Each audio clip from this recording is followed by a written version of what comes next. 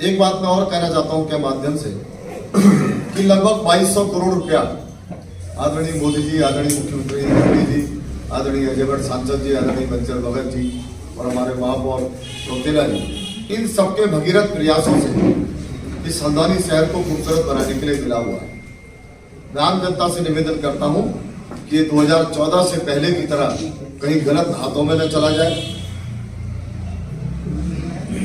और किसी प्रकार के, जिस प्रकार हम 2014 से पहले हम सुनते थे कि पैसा तो बहुत आ रहा है लेकिन कहाँ जा रहा है पता नहीं चल रहा। क्योंकि मैं इस बात को इसलिए कह रहा हूँ कि पिछले 10 वर्षों में जिस प्रकार से महापौर साहब ने यहाँ पर काम किया, रौतेला जी ने 100% ईमानदारी के साथ, मैं समझता हूँ कि इसी प्रकार आगे को भी हमारे मेयर बनने के बाद भी हम 100% ईमानदारी के साथ काम करें। एक जो मुझे कष्ट है इस चुनाव में, और वो कष्ट केवल हल्द्वानी के लिए नहीं है, इस उत्तराखंड के सभी उन राज्य आंदोलनकारियों के लिए है जिन्होंने इस राज्य को बनाने के लिए अपने बलिदान दिया, त्याग दिया है, तपस्या की। यहां तक कि मुजफ्फरनगर जैसा विभत्स कांड भी उत्तराखंड राज्य के आंदोलन में हुआ, जहां पर महिलाओं के साथ बलात्कार तक के किस्से हमने सुने हैं और बलात्कार तक महिलाओं के साथ किया गया। यानी उत्तराखंड राज्य जो है वो केवल आंदोलन के बल पर नहीं, हमारी माताओं बहनों के त्याग, तपस्या और बलिदान पर हमको यह राज्य मिला हुआ है। लेकिन आज, और उसके कर्ता धर्ता कौन थे?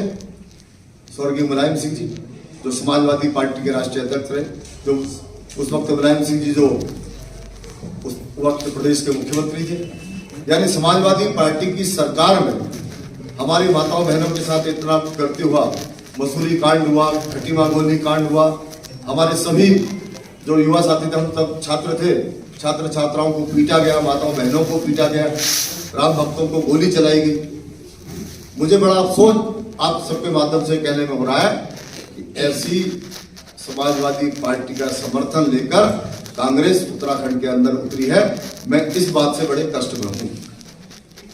केवल ये चुनाव का मामला नहीं है, ये केवल इस बात का भी नहीं है कि हार होगी जीत होगी, ये बड़ा सेंटिमेंटल मामला है, बड़ा भावनात्मक विषय है मेरे प्रदेश के उन सभी राज्य आंदोलनकारियों के लिए जिन्होंने इस राज्य के आंदोलन में भाग लिया। एक विजया ध्यानी जी हैं, श्रीमती विजया ध्यानी जी, वो भाजपा की तो नहीं है लेकिन यूकेडी की बड़ी नेता है उत्तराखंड क्रांति दल में, और उनको उस वक्त चोट लगी थी, तब से आज तक वो बेड पर है, उनकी रीढ़ की हड्डी में कुछ रक्षण आ गया था।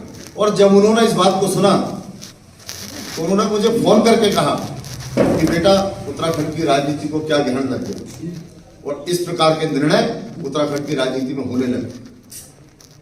तो निश्चित रूप से मैं इस बात से बड़े कष्ट में हूं, दुख में हूं। मैं आपके माध्यम से केवल, क्योंकि सभी ने अपनी बात रखी है और किस प्रकार से हल्द्वानी में विकास कार्य चल रहे हैं, आपके माध्यम से और जनता को एक संदेश देना चाहता हूं